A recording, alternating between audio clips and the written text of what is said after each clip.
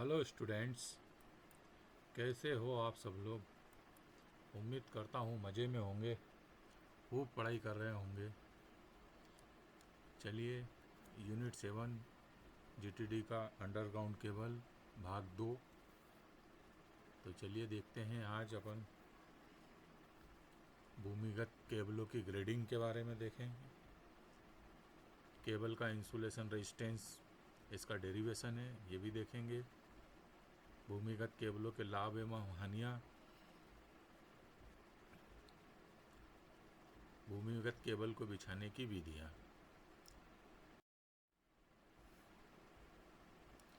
तो सबसे पहले देखते हैं भूमिगत केबलों की ग्रेडिंग।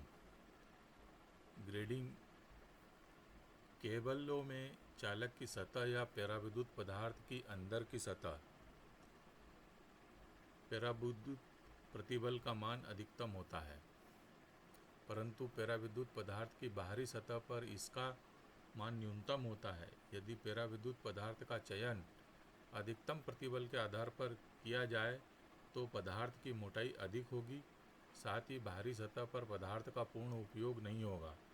यदि संपूर्ण पराविद्युत पदार्थ पर प्रतिबल समान हो तो पराविद्युत पदार्थ की मोटाई कम हो जाएगी और इसकी कीमत भी कम होगी। इस प्रकार केबल सस्ती होगी। पराविद्युत पदार्थ में प्रतिबल के मान को समान करने की प्रक्रिया को केबल की ग्रेडिंग कहते हैं। इसके लिए चालक की सतह पर प्रतिबल का मान कम करते हैं तथा पराविद्युत की बाहरी सतह पर बढ़ाते हैं। केबल की ग्रेडिंग की निम्नलिखित दो विधियां हैं, धारिता ग्रेडिंग और इंटरसीट ग्रेडिंग। तो सबसे पहले देखते हैं कैपेसिटेंस ग्रेडिंग। कैपेसिटेंस ग्रेडिंग, ये जो अंदर बना हुआ है ये चालक कोर है, चालक की कोर है और इसके बाहर ये इंसुलेशन लगा हुआ है। इसमें अलग अलग इंसुलेटिंग मटेरियल की लेयर लगाई गई है जिनकी की परमिटिविटी अलग अलग है। तो मान लीजिए ये पहला इंसुलेशन की लेयर है जिसकी परमिटिविटी psi1 दी है और इसकी सेंटर से दूरी जो है मान लीजिए R1 है। इस प्रकार से ये psi2 और psi3 है, इनकी दूरी जो सेंटर से है R2 और R3 है। यदि इनकी परमिटिविटी और लेयर की डिस्टेंस सेंटर से अगर इनका जो गुणनफल है, जैसे R1 psi1 और R2 psi2, R3 psi3, जहाँ R1 R2 और R3 क्या है, ये नेक्स्ट डायग्राम में देखेंगे आप। यहाँ पर ये R1, ये R2 और R लिया है। तो इनकी जो दूरी है, अलग अलग लेयर की दूरी ये दी हुई है। यदि इनकी दूरी और परमिटिविटी का मल्टीप्लिकेशन आपस में बराबर हो तो इस इंसुलेशन के अंदर यूनिफॉर्म वोल्टेज ग्रेडिंग आपको प्राप्त हो जाएगी।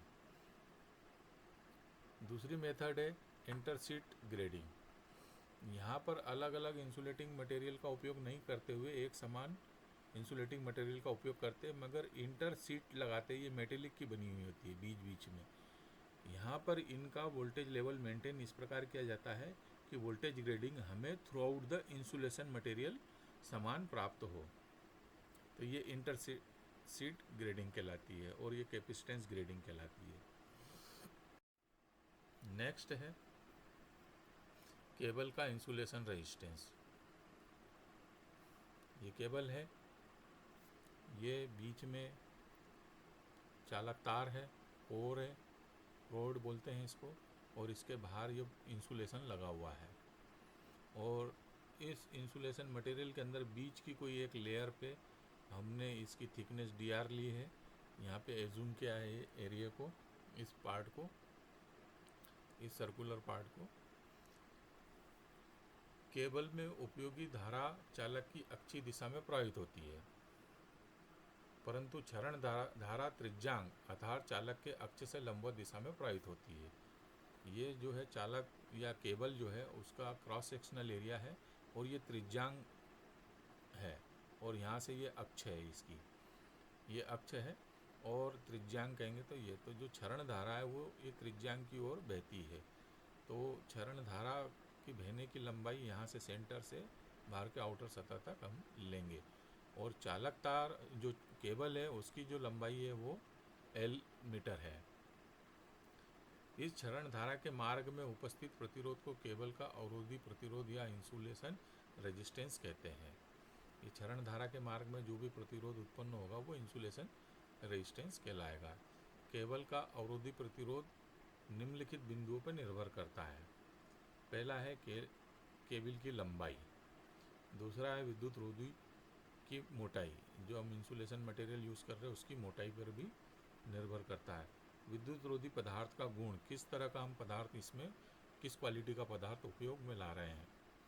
तापक्रम, जैसे जैसे टेम्परेचर बढ़ता है तो इंसुलेशन रेजिस्टेंस का मान कम होता है।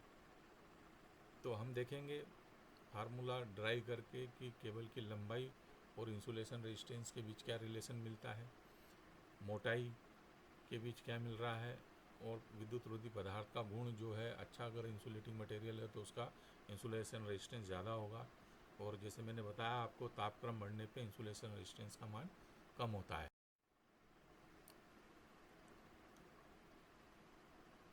मान लीजिए केबल ये जो दिया है ये क्रॉस सेक्शनल एरिया है, और केबल का क्रॉस सेक्शनल एरिया है, और इसकी जो लंबाई है वो L मीटर में है।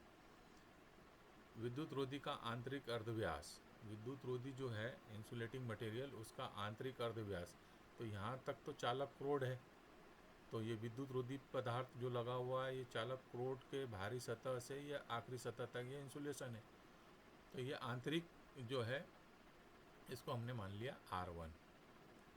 किसका इंसुलेशन जो मटेरियल लगा हुआ है इसका आंतरिक प्रतिरोध यहाँ से यहाँ तक आएगा, तो आंतरिक प्रतिरोध R1 हो गया। और बाह्य जो अर्धव्यास है वो क्या हो जाएगा, ये आंतरिक जो उसका डायमीटर है, सॉरी प्रतिरोध नहीं डायमीटर है, वो R1 हो गया, और बाह्य जो अर्धव्यास है वो उसका R2 हो जाएगा। और इस इंसुलेशन का जो प्रतिरोधकता है वो है रो, ओम मीटर में लेते हैं इसको। और एक हमने काल्पनिक छल्ले का यहाँ पर याद किया है कि जिसकी जो मोटाई है थिकनेस है वो DR है।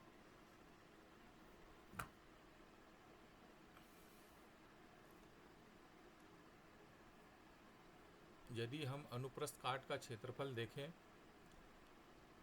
जो हमने वृत्तीय छल्ला लिया है क्षरण धारा से लंबवत वृत्तीय छल्ला कौन सा है, ये वाला, ये वृत्तीय छल्ला है, इसकी मोटाई ये DR ली हुई है यहाँ पे, और ये सेंटर से R मीटर की दूरी पर है, R मीटर की दूरी पर है। तो क्षेत्रफल क्या हो जाएगा इसका 2πr × L, ये बेलन का क्षेत्रफल हो गया वर्ग मीटर में। वृत्तीय क्षेत्र का प्रतिरोध DR, जैसे R = ρL/A होता है, तो रो की जगह पे रो आ गया, L की जगह पे क्या हो जाएगा ये DR, क्योंकि ये जो क्षरण धारा है इस तरह बह रही है, तो इस जो काल्पनिक छल्ला लिया इसकी लंबाई कितनी हो जाएगी यहाँ से यहाँ तक DR, और इसका जो क्षेत्रफल है वो हो जाएगा 2πr L, और जो प्रतिरोध आएगा वो उसकी यूनिट होती है ओम।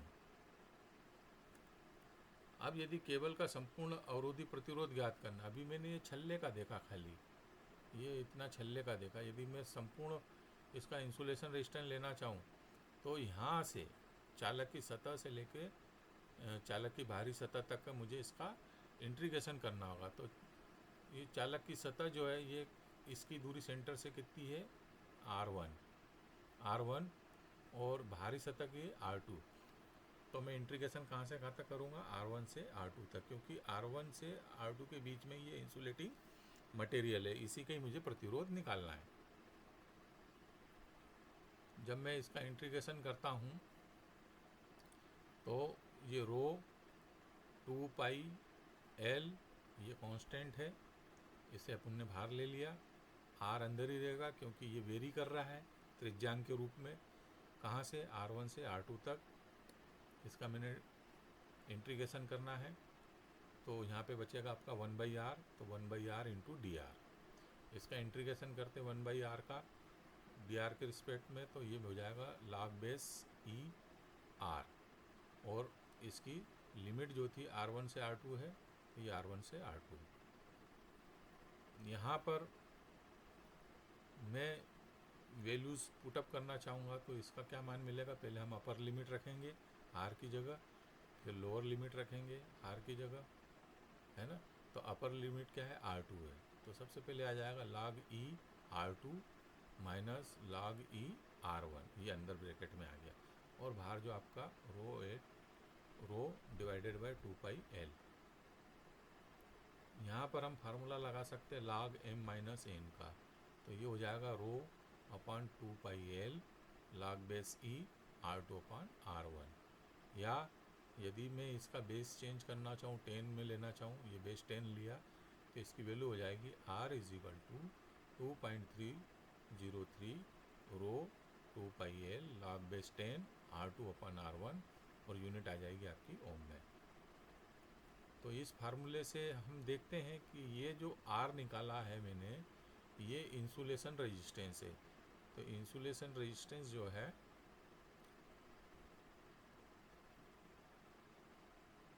यहाँ पर इंसुलेशन रेजिस्टेंस जो है ये लंबाई के व्यक्त को मानुपाती है। इसका मतलब है कि लंबाई अगर मैं बढ़ाऊंगा तो इंसुलेशन रेजिस्टेंस का मान कम हो जाएगा। और जनरली देखा जाए तो जो रेजिस्टिविटी आप केबल है, जो मटेरियल पदार्थ, जो इंसुलेटिंग मटेरियल पदार्थ हम यूज़ कर रहे हैं, वो उसका जो रेजिस्टिविटी का मान है वो 4 इंटू 10⁻16 और 10 इंटू 10⁻16 ओम मीटर के बीच में होती है। चलिए नेक्स्ट देखते हैं भूमिगत केबलों के लाभ एवं हानियाँ। पहले लाभ देख लेते हैं। भूमिगत केबलों पर तूफान, बर्फ, बिजली आदि का प्रभाव नहीं होता। सही बात है, क्योंकि ये ज़मीन के अंदर होती है। सिरोपरी प्रणाली की अपेक्षा भूमिगत प्रणाली में प्रदोष की संभावना कम रहती है। सिरोपरी प्रणाली में मतलब ओवरहेड लाइन जो रहती है, तूफान के चलने से या पेड़ की डालियों से, है ना, ये इसमें फॉल्ट होने की संभावना लगी रहती है। धूप में रहता है, बरसात में उसका मटेरियल भीगता है, तो सिरोपरी लाइन जो है इसके अंदर फॉल्ट होने की संभावना अधिक रहती है। जबकि भूमिगत केबल जो होती है वो, उसमें बहुत बढ़िया मटेरियल लगाता, सालों तक वो केबलें ख़राब नहीं होती है, उसमें फॉल्ट होने की संभावना कम है। सिरोपरी लाइन की अपेक्षा भूमिगत प्रणाली पर विद्युत रेधन श्रेष्ठ होता है। इंसुलेशन मटेरियल ज़्यादा किसमें प्रोवाइड करते हैं हम, अंडरग्राउंड केबल में। सिरोपरी लाइन तो बेयर होती है, नंगा चालक तार होता है। सिरोपरी प्रणाली की अपेक्षा भूमिगत प्रणाली में दुर्घटना होने की संभावना कम होती है। सिरोपरी प्रणाली की अपेक्षा भूमिगत प्रणाली अधिक सुरक्षित है, एक ही बात है। भूमिगत प्रणाली कोरोना प्रभाव रहित होती है, क्योंकि जो ओवरहेड कंडक्टर होता है उसके आसपास की हवा जो होती है आयोनाइज्ड हो जाती है, इस वजह से कोरोना प्रभाव आता है। मगर भूमिगत केबल में ऐसा कुछ नहीं है, इसलिए वो कोरोना रहित रहती है। भूमिगत प्रणाली में कोरोना इफेक्ट नहीं आता है। सिरोपरी लाइन की अपेक्षा भूमिगत केबलों में विद्युत शक्ति हानियाँ कम होती है,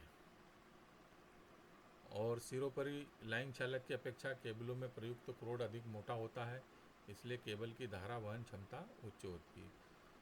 हम जनरली देखते हैं कि जो केबल के अंदर जो कंडक्टर यूज़ किया जाता है उसकी कोर जो होती है मोटी होती है, किसकी तुलना में, सिरोपरी लाइन के केबल की तुलना में।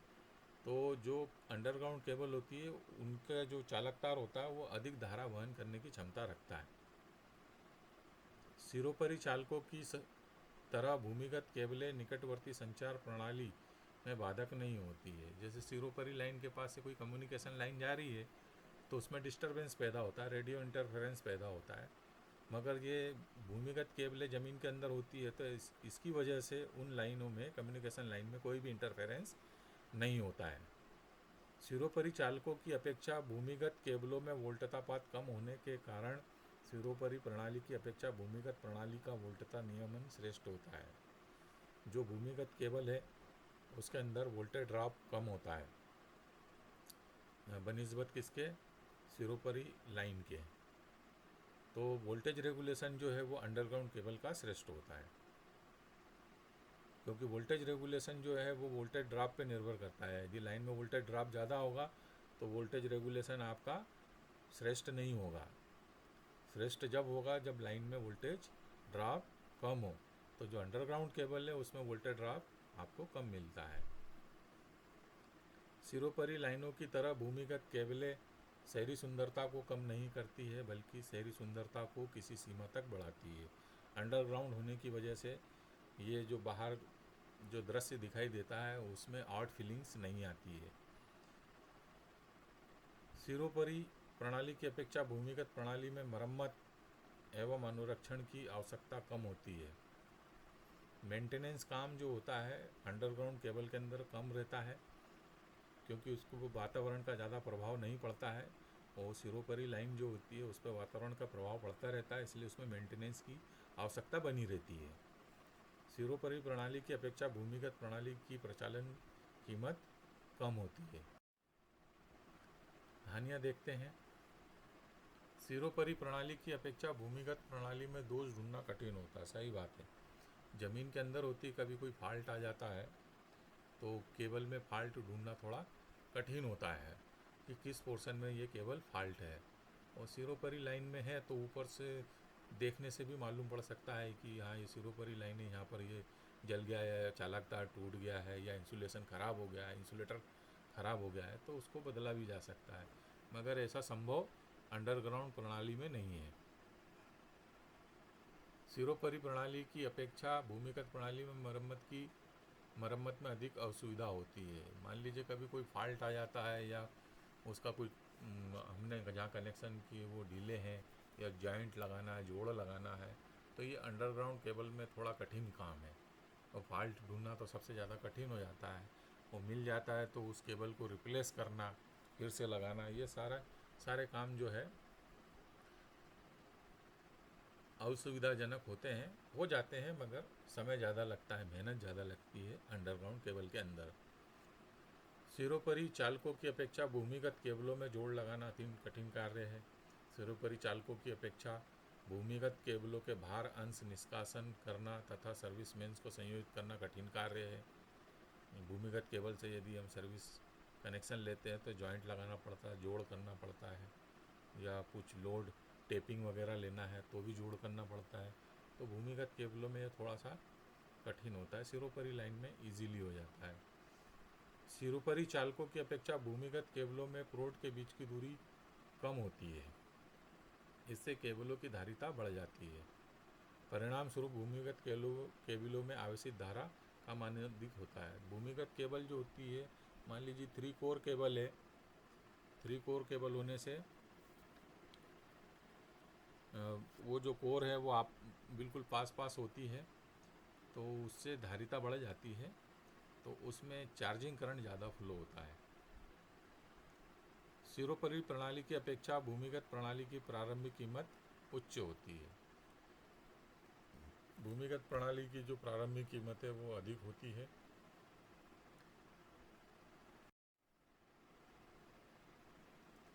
भूमिगत केबलों को बिछाने की विधियाँ।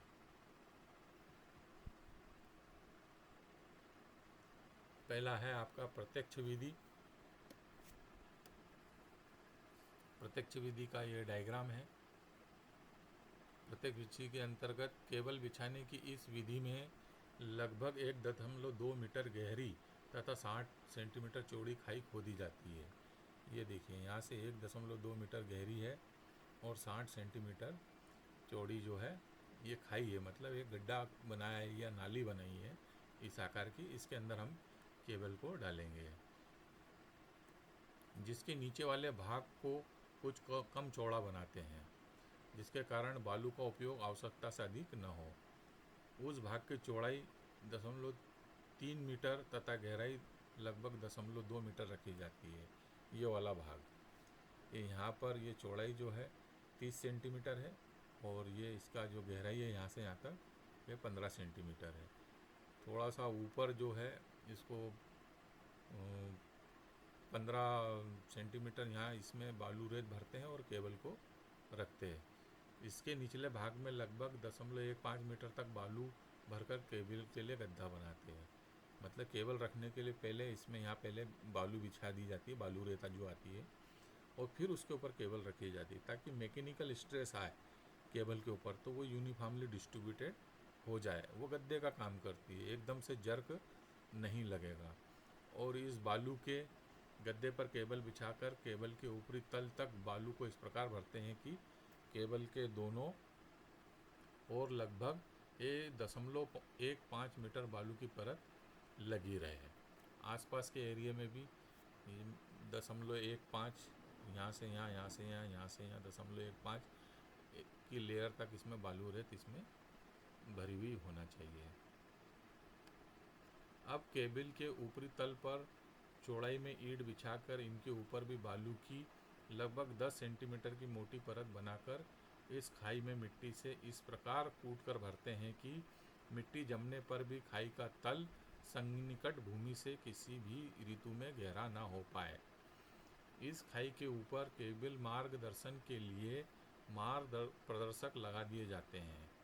यह विधि अन्य विधियों की अपेक्षा साफ, सरल, सस्ती एवं सुरक्षित है।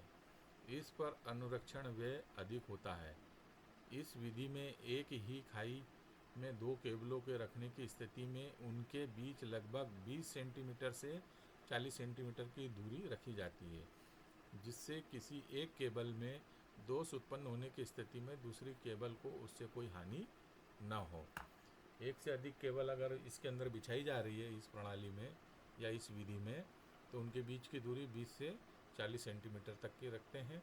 और जहाँ से केबल जा रही है वहाँ पर पता चले केबल मार्गदर्शन के लिए मार्ग प्रदर्शक भी लगा दिए जाते हैं ताकि मालूम होता रहे कि यहाँ से केबल गई है।